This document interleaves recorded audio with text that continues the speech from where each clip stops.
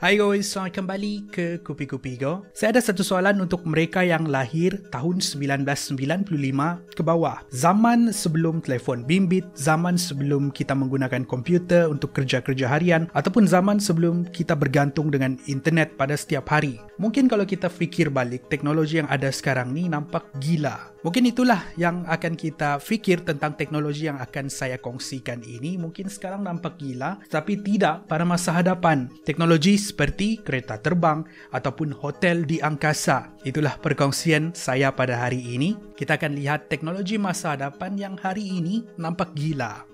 Siapa sini yang mahu pergi ke angkasa? Ke angkasa untuk orang biasa macam kita ni bukan lagi satu kisah science fiction. Hanya perlu sediakan 250,000 sehingga 450,000 US dollar melalui syarikat angkasa lepas seperti Virgin Galactic ataupun SpaceX. Anda boleh melancong ke angkasa lepas, tapi kena sabar sikit sebab senarai orang yang mahu melancong ke angkasa lepas ni sangat panjang. Kepada mereka yang pernah melancong ke angkasa lepas, selalunya jangka masa pelancongan dianggarkan lebih kurang 6 jam sehingga 3 hari. Tapi mungkin menjelang tahun 2026, mereka yang melancong ke angkasa lepas bukan sahaja boleh tinggal sehingga berminggu ataupun berbulan lamanya, tetapi mereka boleh membeli rumah di situ, di hotel pertama angkasa lepas. Idea ini dicetuskan oleh sebuah syarikat dikenali sebagai Orbital Assembly, di mana kepakaran mereka ialah mencipta komponen stesen angkasa lepas. Hotel ini bukanlah hanya idea semata-mata, tetapi menurut Orbital Assembly, mereka di dalam perancangan untuk membina 2 hotel yang dikenali sebagai Pioneer Space Station dan Voyager Station. Pioneer Space Station boleh dihuni oleh 28 orang tetamu yang dijangka siap pada tahun 2025. Hotel kedua lebih besar yang boleh menampung sehingga 280 orang tetamu dengan 112 orang pekerja. Seperti sebuah hotel mewah, ia lengkap dengan rumah villa, restoran, pentas acara, gym, spa dan pelbagai kelengkapan lain. Hotel ini dijangka siap pada tahun 2027. Bentuk hotel ini seperti sebuah roda gergasi yang berputar seperti Ferris wheel. Putaran ini ialah untuk mencipta graviti buatan. Walaupun begitu, kita jangan terlalu yakin ini adalah projek yang 100% menjadi realiti. Sebab ada yang skeptikal dengan rancangan ini, ada yang menganggap ia hanyalah konsep dan idea semata-mata. Betul atau tidak? Kita boleh tunggu dan lihat kalau suatu hari nanti memang betul ada hotel di angkasa lepas.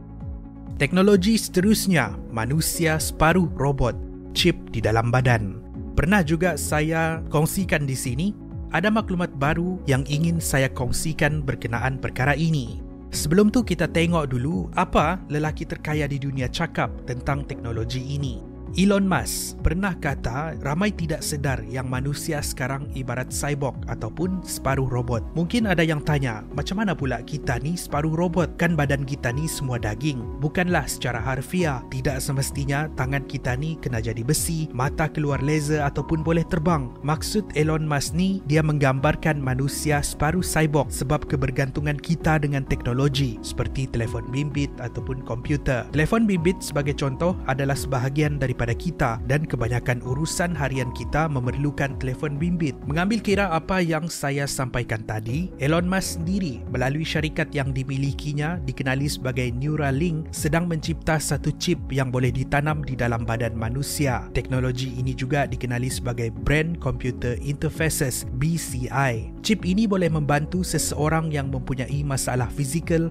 seperti membantu orang yang lumpuh untuk bergerak, orang yang buta untuk melihat, ataupun orang yang pekak untuk mendengar. Selain daripada itu juga, ia dikatakan boleh berfungsi seperti sebuah telefon bimbit di mana seseorang itu boleh mengakses internet hanya dengan berfikir.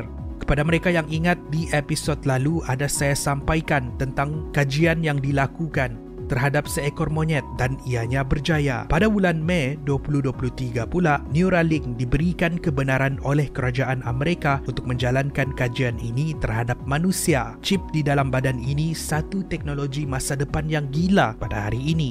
Tapi adakah ia akan menjadi satu benda yang normal 10 ke 20 tahun ke hadapan? Apa pendapat anda? Teknologi kereta terbang. Kalau bercakap pasal kereta terbang ni, teringat saya dengan usaha Malaysia mencipta kereta terbang yang agak kontroversi.